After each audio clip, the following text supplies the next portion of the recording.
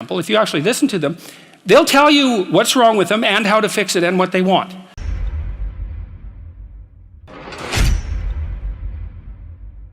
It took me a long time to understand why there's religious injunctions supporting humility, to even understand what the word really meant in that sort of technical sense. And it means something like this. It means what you don't know is more important than what you know. And that's a lovely thing to, then what you don't know can start to be your friend, you see. People are very defensive about what they know. But the thing is, you don't know enough. And you can tell you don't know enough because your life is not what it could be, and neither is the life of the people around you. You just don't know enough. And so what that means is that every time you encounter some evidence that you're ignorant, someone points it out, you should be happy about that because you think, oh, you just told me how I'm wrong. It's like, great. Like maybe I had to sift through a lot of nonsense to get through the real message that you're telling me. But if you could actually tell me some way that I'm wrong and then maybe give me a hint about how to not be wrong like that, well, then I wouldn't have to be wrong like that anymore. That would be a good thing.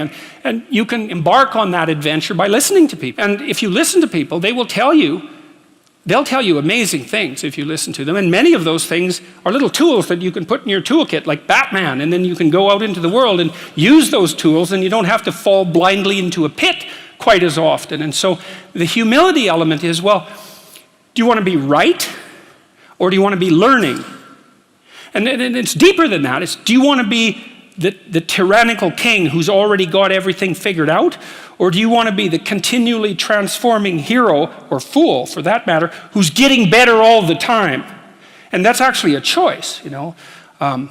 It's a deep choice. And it's better to be the self-transforming fool who's humble enough to make friends with what he or she doesn't know and to listen when people talk. And listening is a transformative exercise. Like if you listen to the people in your life, for example, if you actually listen to them, they'll tell you what's wrong with them and how to fix it and what they want.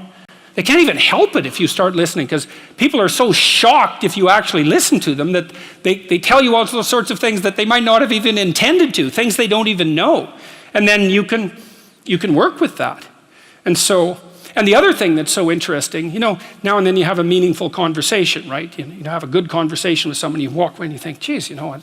We really connected, and I know more than I did when I came away from that conversation. And during the conversation, you're really engrossed in it. And that feeling of being engrossed is a feeling of meaning. And the feeling of meaning is engendered because you're having a transformative conversation. So your brain produces that feeling of meaning for you. It says, oh yeah, this is exactly where you should be right here and now.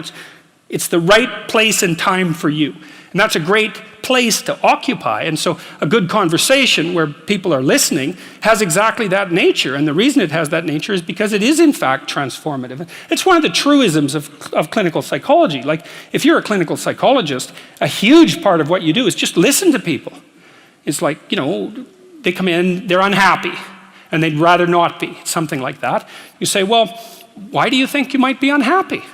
And they don't know. They have some ideas, and they may have to ramble around for like a year before they figure out why they're unhappy. They get rid of a bunch of reasons why they thought they were unhappy that are untrue, and then you kind of get to the heart of the problem. And then you might ask them, well, if you could have what you wanted so that your life would be okay, what would that look like? Then they have to ramble around a bunch about that because they don't really know. But the listening will straighten them out because people think by talking. And in order to think, you have to have someone to listen, because it's very hard to think. Hardly anyone can think. And even the people who can think can only think about a limited number of things.